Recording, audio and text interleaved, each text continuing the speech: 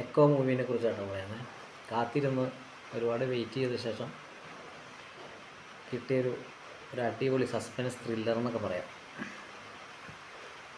എടുത്തു പറയേണ്ടത് നമ്മുടെ സംവിധായകൻ രഞ്ജിത്ത്. അദ്ദേഹം ഒരു രക്ഷയില്ല. അദ്ദേഹത്തിൻ്റെ ഒരു ടാലൻ്റ് ഈ സിനിമയിൽ നന്നായിട്ട് എടുത്ത് കാണിച്ചിട്ടുണ്ട്. കിഷ്കിന്ധകം, അത് കഴിഞ്ഞ ശേഷം എക്കോ. കിഷ്കിന്ധകത്തിൻ്റെയൊക്കെ മേളിലോട്ട് എക്കോ നിൽക്കണം, ഒരു രക്ഷയില്ല. തിയേറ്റർ എക്സ്പീരിയൻസ് എന്ന് പറഞ്ഞിട്ടുണ്ടെങ്കിൽ മസ്റ്റ് തിയേറ്റർ എക്സ്പീരിയൻസ് ആണ് കേട്ടോ ഫിലിം. പിന്നെ എടുത്തുകൊണ്ട് writing Bahul Ramesh. Kishkindhakam, crime story second part, ഇപ്പോൾ എക്കോ, ഒരു രക്ഷയില്ലാത്ത റൈറ്റിങ്. പടത്തിൽ പുള്ളിയുടെ ഒരു ഫേവറേറ്റ് ഐറ്റമാണെന്ന് തോന്നുന്നു ആനിമൽ. ഒരു ആനിമൽ ട്രിയോളജി എന്നൊക്കെ പറയുന്ന ഒരു സംഭവം പുള്ളിയുടെ എല്ലാ തിരക്കഥയിലുണ്ട്. സംഭവം എന്തായാലും കൊള്ളാം, അടിപൊളി പടമാണ്.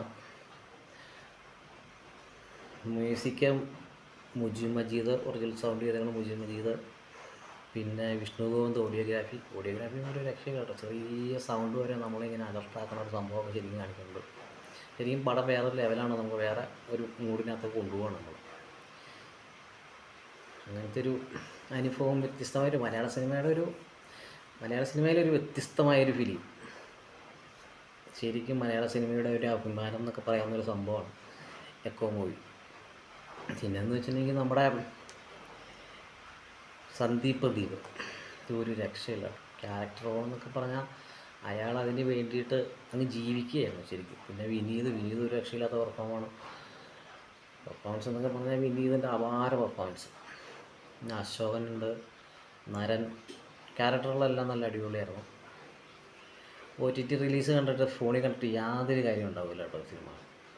OTT പ്രേക്ഷകരോട് പറയാനുള്ളൊരു ഇത് കേസ് തിയേറ്ററിൽ പോയി എക്സ്പീരിയൻസ് ചെയ്യേണ്ട ഒരു മൂവിയാണ്. ഒരു സസ്പെൻസ് ത്രില്ലർ എന്ന് വേണമെങ്കിൽ പറയാം, അല്ലെങ്കിൽ ഒരു എൻഗേജ്ഡ് ത്രില്ലർ എന്നൊക്കെ പറയാം. ആ മാതിരി ഒരു ഐറ്റമാണ്. തിയേറ്ററിൽ പോയി കാണുക, നല്ലൊരു എക്സ്പീരിയൻസ് കിട്ടും. ഒരു രക്ഷയില്ലാത്തൊരു തീപ്പൊരു ഐറ്റം പടം കേട്ടോ.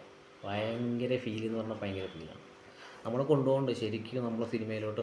ഇൻ്റർവെല്ലൊക്കെ കഴിഞ്ഞ് വേറൊരു ലെവലിലോട്ടാണ് സിനിമ പോകുന്നത്. നമ്മൾ ശരിക്കും അതിനകത്തോട്ട് നമ്മളെ എത്തിക്കാനായിട്ട് രഞ്ജിത്ത് ശ്രമിച്ചിട്ടുണ്ട്. അത് ഫുള്ള് കൂടി വിജയിപ്പിച്ചിട്ടുണ്ട്. അടിപൊളി സിനിമയാണ്. എല്ലാവരും തിയേറ്ററിൽ പോയി വരണം.